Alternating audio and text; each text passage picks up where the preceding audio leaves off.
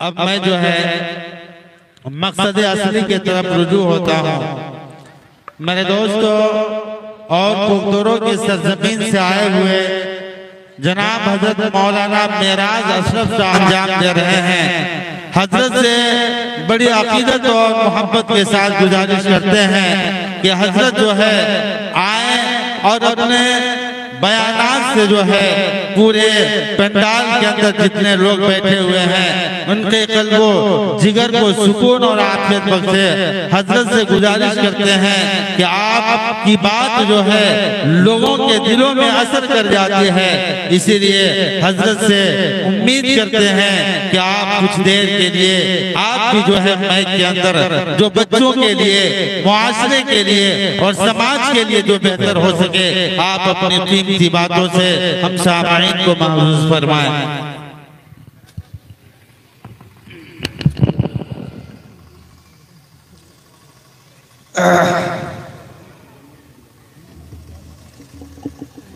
दरूद शरीफ पढ़ें सभी हज़रात आवाज़ से बुलंद। अल्लाहुम्मा सल्ली अला मुहम्मद व अला आलि मुहम्मद कमा सल्लैता अला इब्राहीम व अला आलि इब्राहीम इन्नका हमीदुम मजीद। अल्लाहुम्मा बारिक अला मुहम्मद, इसको टाइट कर दो। अल्लाहुम्मा बारिक अला मुहम्मद व अला आलि मुहम्मद कमा बारकता अला इब्राहीम व अला आलि इब्राहीम इन्नका हमीदुम मजीद। अफरा तफरी का माहौल ना बनाए, बैठ जाए और सुकून से सुने।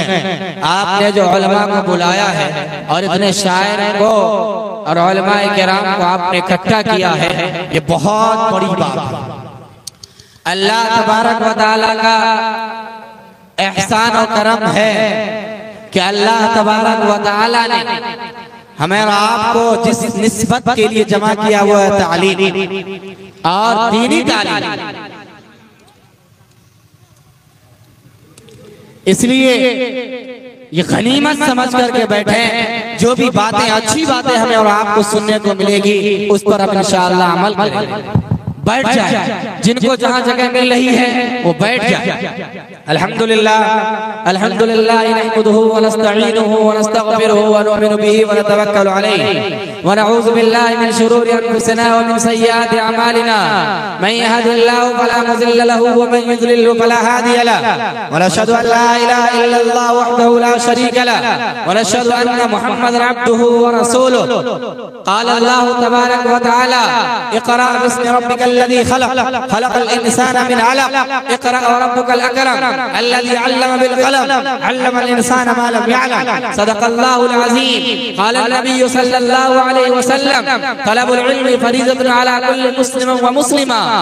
क़ाल नबी सल्लल्लाहु अलैहि वसल्लम मन रआ मिनकुम मुनकरन फल्युग़य्यिरहु बियदिही फ़इन लम यस्तति फ़बिलिसानिही व इन लम यस्तति फ़बिक़ल्बिही व ज़ालिका ज़अफ़ुल ईमान। औ कमा क़ाल अलैहि सलातु वस्सलाम। रहबर न मिलेगा तुम्हें कुरान से बेहतर, रहबर न मिलेगा तुम्हें कुरान से बेहतर, दुश्मन न मिलेगा तुम्हें शैतान से बदतर। दोस्तों और साथियों, मैं आज के इस प्रोग्राम के लिए पूरा क्रेडिट, पूरा ताउन जो है मुकम्मल और अकमल तरीके से हाफिज वकारी रमजान साहब दामत बरकातुहुल आलिया को देता हूँ कि आपने इतना खूबसूरत पिंडाल को सजाया और बड़े बड़े अकाबिरीन को आपने उतार दिया। अल्लाह तबारक व तआला आपको, आपके इस खिदमत को कल क़यामत के दिन निजात का जरिया बनाए और आपको अल्लाह तवील उम्र दे। आमीन सुम्मा आमीन या रब्बल आलमीन। मैं आपके सामने बैठ गया बस 5 मिनट के लिए।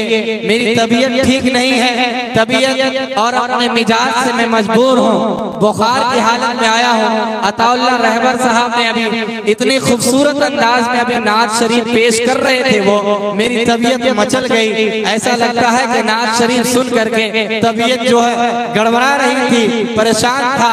अब लगता है कि मैं अपनी हालत में थोड़ी बहुत आने की कोशिश किया हूँ या फिर आ गया हूँ। अल्लाह ताला इन्हें भी सलामत रखे, फिरदौस साहब को भी सलामत रखे और मेरे मुश्फिक व मुरब्बी जनाब हज़रत मौलाना कारी अंसारुल्लाह साहब दामत बरकातुहुल आलिया, ये इन्होंने मुझे हुक्म दिया कि 5-6 मिनट तुम अपनी कुछ ऐसी बातें इज़हार ख्याल पेश कर दो, माहौल बनाने के लिए बातें इनकी होनी है। मैं बैठ गया आपके सामने यूं ही आपको इकट्ठा करने के लिए, आपको अफरा तफरी के माहौल को खत्म करने के लिए इन्होंने मुझे इजाजत दे दी। कारी अंसारुल्लाह साहब दामत बरकातुहुल आलिया ने इनका हुक्म मेरे लिए सबसे ऊपर है, बढ़ करके है, मैं काट नहीं सकता। थोड़ी बहुत अपनी जुबान से कुछ ऐसी बातें कहूंगा जो अगर आपको नागवार लगे तो माफ कीजिएगा। और हजरत से मैं गुजारिश करता हूँ मेरी जुबान से कोई ऐसी बात निकल जाए, इन्होंने मुझको इजाजत दे दी कि मेरा जो सिर्फ तुम गाड़ी चलाओ मैं तुम्हारे पीछे पीछे हूँ। बड़ों के सामने में कोई दीन की बात कहना कोई शर्म और आर की बात नहीं है, बल्कि ये मेरी खुशनसीबी है। मैं अपना सबक दोहराने के लिए यहाँ पर बैठ गया हूँ। मेरी ये गुजारिश है हजरत से और स्टेज से मेरी बात जुबान से कोई ऐसी बात निकले जो आपको नागवार लगे तो आप मुझे मुतला कर दीजिएगा, मेरी भी इस्लाह हो जाएगी। बाकी ये काम अल्लाह तबारक व तआला इंशाअल्लाह कर देगा। मैं यहाँ से अपनी बात को शुरू करता हूँ। यहाँ पर मुझको बताया गया कम तादाद में लोग हैं, तकरीबन जो है 300 घराने यहाँ पर मुसलमानों के हैं और फिर उन 300 घराने में 150 मुसलमान जो है यहाँ पर हमारे यहाँ बसते हैं। अल्लाह तबारक व तआला का शुक्र है कि आप लोगों ने इस तरीके से मेहनत और लगन के साथ आज के दिन ये मौका लाया है। अल्लाह तबारक व तआला आज के इस दिन के सदक़े में हमारे बच्चों के ईमान की बात फरमाए।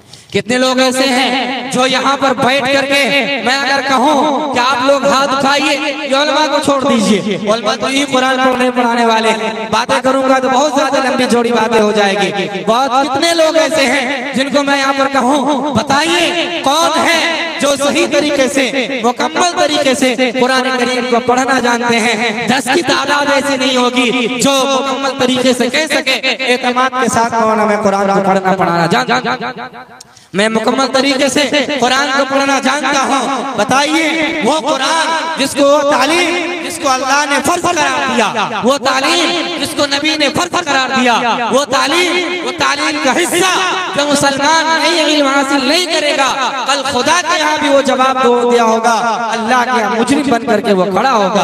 आज 10 की तादाद ऐसी नहीं है। बहुत सारे मुसलमान ऐसे कहते हैं, नौजवान मेरे पास आते हैं और कहते हैं मौलाना साहब मेरी उम्र 25 साल की हो गई है, मेरी उम्र 40 साल की है, हम कैसे कुरान करीम को सीखेंगे। दोस्तों और बुजुर्गों, हम लोग तो खुद नदवा यूनिवर्सिटी से फारिग हैं, CBSE स्कूल काम कराते हैं। आप स्कूल में बच्चों को पढ़ा रहे हैं, बहुत मजे से पढ़ाइए, खूब बच्चों को उड़ाइए, खिलाइए खिलाइए, आप खुशियों में खूब प्रवास करिए, रिफात आप आसमान की रिफात को आप छू जाइए। लेकिन सबसे पहले इंसान बनाने के लिए आपको अपने बच्चों को कुरान को तालीम देनी होगी। जो यहाँ पर कर रहे हैं, जो ये काम अंजाम दे रहे हैं, अल्लाह तबारक व तआला इनके इन काम को खूब आगे बढ़ाए। और सिर्फ नगरी नहीं, रांची नहीं, झारखंड की सरजमीन पर ये खुशबू जाए कि हबीब अली बनास से, रुकैया अली बनास से और जितने अतराफ में इदारे चल रहे हैं, चाहे वो कोटोरो के मदरसा दारुल हुसैनिया के स्टाफ यहाँ पर बैठे हुए हैं और बहुत सारे स्टाफ यहाँ पर बैठे हुए, मदरसा चलाने वाले असातिज़ा बैठे हुए हैं। मैं तमाम लोगों को कहूँ कि आप अपने मदरसों से,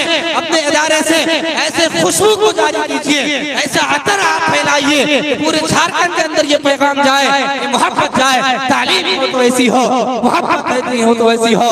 फिर देखिए अल्लाह तबारक व तआला इनकलाब पैदा लाए।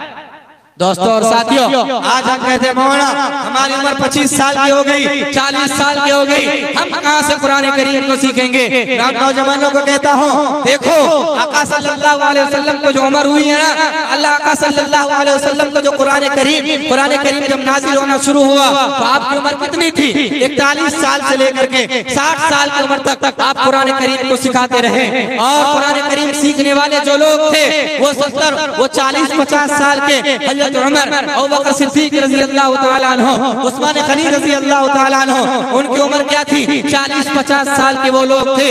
आज नगरी के कोई भी नौजवान, अतराफ के कोई भी नौजवान, रांची सरजमीन पे बसने वाले कोई नौजवान अगर मोहम्मद रसूलुल्लाह का सच्चा वाशिक है, अगर मोहम्मद रसूलुल्लाह का सच्चा वफादार है, क्या उसके दिल के अंदर ये तमन्ना नहीं होगी? क्या उसके दिल के अंदर ख्वाहिश नहीं होगी। अगर अबू बकर 40 उम्र में कुरान को सीख सकते हैं, अगर अबू बकर सिद्दीक, उस्मान गनी, हजरत अली, अबू बकर, उमर फारूक 40 उम्र में कुरान को सीख सकते हैं, आज लकड़ी का कोई नौजवान उनके दिल के अंदर ये तमन्ना होनी चाहिए, इमाम साहब के बाजू पकड़ करके आप मस्जिद के कोने में बैठ करके ये तय करो, इरादा करो, अबू बकर सिद्दीक अगर 40 उम्र में कुरान को सीख सकते हैं, उमर फारूक 40 उम्र में अगर कुरान को सीख सकते हैं, हम भी 40 के हो गए, 35 साल के हो गए, हम भी कुरान करीम को सीखेंगे इंशाअल्लाह अज़ीज़। बताइए फिर अल्लाह तबारक व तआला नौजवानों के लिए, उन हमारे बूढ़े बुजुर्गों के लिए क्या कुरान की मंजिल को आसान नहीं करेगा? करेगा इंशाअल्लाह अज़ीज़। ये तय करो, पहला पैगाम। दूसरा पैगाम नगरी कमेटी के तमाम जिम्मेदारान, नगरी कमेटी, नगरी के बाशिंदे, इलाके के मौजूद तमाम हमारी माँ बहन बेटियां, आवाज मेरी बात को सुन रही है, आपके कानों में मेरी आवाज पहुंच रही है।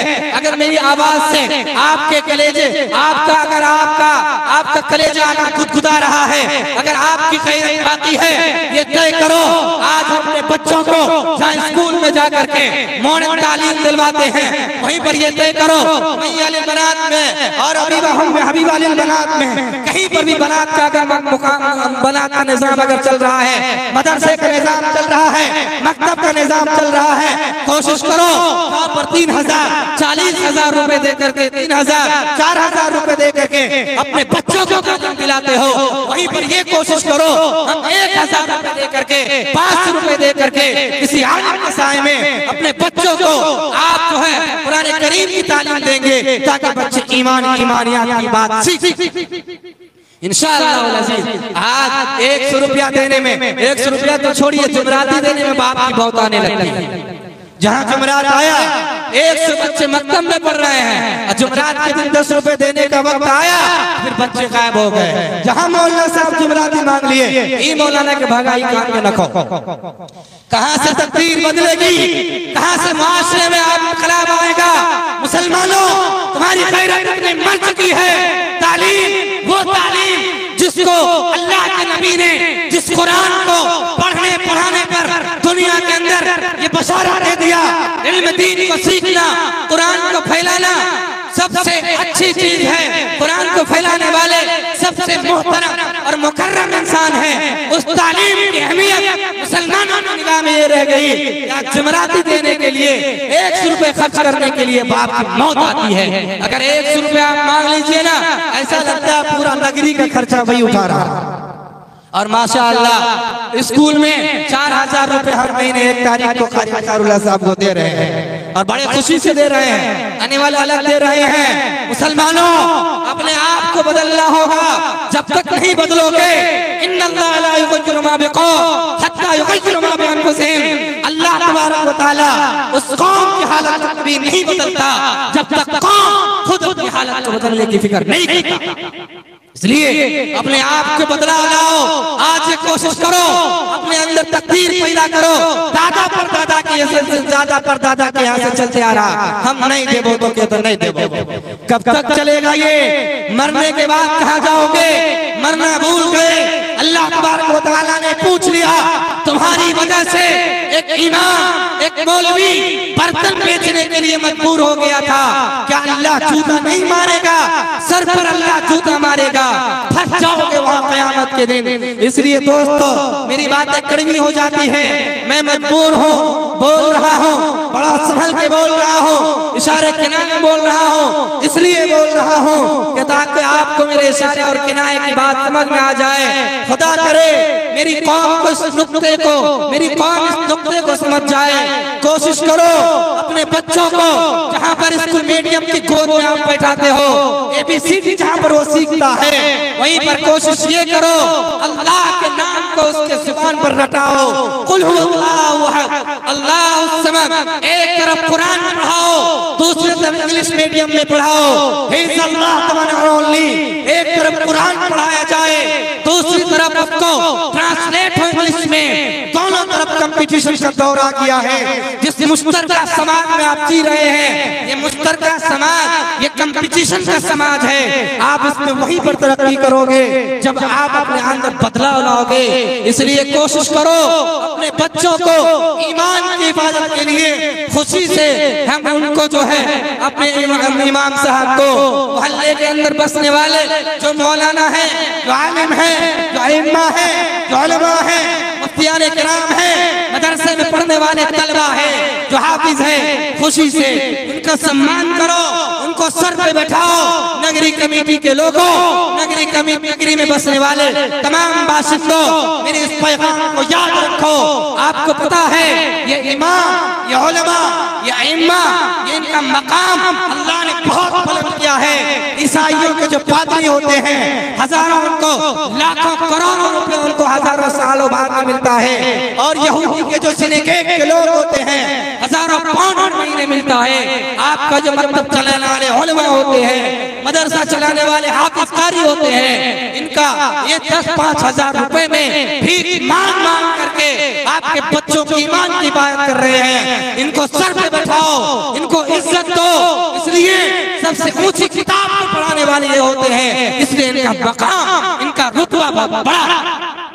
आप इनको इज्जत दीजिए नहीं दीजिए, अल्लाह की निगाह में इनका मकाम घटने वाला नहीं है। बातें लंबी चौड़ी हो रही है। दोस्तों और बुजुर्गों, मैं अपनी गुफ्तगू को यहाँ से मोड़ रहा हूँ, खत्म कर रहा हूँ। दोस्तों और साथियों, आज आप देख रहे हैं दो मुख्तलिफ तरीके एडवर्टाइज के जरिए से, फिल्मों के जरिए से, आज उस मोबाइल स्क्रीन के जरिए से हमारे बच्चों के सीने पर ऐसा टाका डाला जा रहा है, इस बच्चों के ईमान, दिल में ईमान सलामत रहे, इन बच्चों के दिल में ईमान सलामत ना रहे, ये गारंटी नहीं दी जा सकती है। इसलिए मुसलमानों, कुरान ने आपको वार्निंग दे दिया, या अय्युहल्लज़ीना आमनू ओ अनफुसकुम, ऐ ईमान वालों, ऐ मुसलमानों, पेरेंट्स हो, जिम्मेदार हो, घर के पेरेंट्स हो, तुम्हारे घर में बाल बच्चे हैं, बड़े हैं, देखो, या अय्युहल्लज़ीना आमनू ओ अनफुसकुम, बचाओ अपने आप को उस आग से, वालिकुन नारा, जिस आग में पत्थर भी ईंधन बनने वाला है, जन्नत में इंसानों को भी अंदर बनाकर डाला जाने वाला है। पेरेंट्स हो ना, देखो तुम्हारे बच्चे नमाज पढ़ रहे कि नहीं पढ़ रहे हैं, देखो तुम्हारे घर के जवान बेटियां हैं क्या पर्दे में है कि नहीं है, इसका ख्याल रखो। ये जरूरी बात है, अगर हमने जारी नहीं की, आइंदा आने वाले वक्त में हमारा हाल बड़ा खतरनाक हो जाएगा। लोग ईमान छीनने पर मेहनत कर रहे हैं, अगर हमने दीन पर मेहनत नहीं की, आइंदा आने वाले वक्त में हमारे दिलों से, हमारे बच्चों के दिलों से ईमान छीन निकाल लिया जाएगा। इसलिए आखिरी पैगाम जो मैं आपको दे रहा हूँ वो ये पैगाम है, मेरे दोस्तों और बुजुर्गों, सबसे पहले कोशिश करो उमैया अल बला, हबीब अल बला, कोई बलात हो, कोई भी इदारे यहाँ पर चलते हो, अतराफ में हम नफरत के बोल नहीं बोलेंगे, हम एक दूसरे के लिए मोहब्बत के बोल बोलेंगे। कोई भी इदारे हो, उस इदारे में मोहब्बत की ऐसी खुशबू को भरेंगे, ऐसे अतर को भरेंगे, जो उस समाज में, माशरे में, सूबा में, जिला में ये पैगाम जाए। मदरसे चलाने वाले हो तो ऐसे हो। इसलिए दोस्तों और साथियों, मैं तमाम लोगों को ये पहला पैगाम देता हूँ, दूसरा पैगाम ये देता हूँ, दूसरा पैगाम ये है, दोस्तों और बुजुर्गों, अपने उलमा के, मदारिस के, मकातब चलाने वालों के, अइम्मा के, उलमा की इज्जत करो। इससे क्या होगा, अल्लाह आपके बच्चों के ईमान की हिफाजत करेंगे, ईमान की हिफाजत होगी। अगर आपने एक इमाम, एक इम्मा, एक उलमा की तौहीद की, मसला बड़ा खराब हो जाएगा, दुनिया में भी, आखिरत में भी। तो तीसरा पैगाम ये है, दोस्तों और साथियों, मदरसा चलाने वाले हाफिज रमजान साहब हो, मैं मुबारकबादी पेश करता हूँ। और इतने उलमा को आपने स्टेज पे इकट्ठा पेश कर लिया है, स्टेज पे जगह नहीं है, छोटी पड़ गई है, ये जगह छोटी हो गई है। मैं इसके लिए मुझे खुशी हो रही है, इतने बड़े बड़े आलिम को आपने उतार दिया है। मैं तमाम लोगों का फिर से शुक्रिया अदा करता हूँ, मुझे माफ कीजिएगा, मुझे 5 मिनट दिया गया था, मैं 10 मिनट ले लिया हूँ। अल्लाह मैं इसके लिए माजरत चाहता हूँ। अल्लाह तबारक व तआला हम सबों को कहने सुनने से ज्यादा अमल करने की तौफीक नसीब फरमाए। हमारे दानिश भाई सहाफी यहाँ पर मौजूद है, मैं इनका भी शुक्रिया अदा करता हूँ। लेट आए, दुरुस्त आए, इंतहा हो गई इंतजार की, फिर भी अल्लाह तबारक व तआला तमाम लोगों को सलामत रखे, अल्लाह तबारक व तआला तमाम लोगों को शाद रखे। आमीन।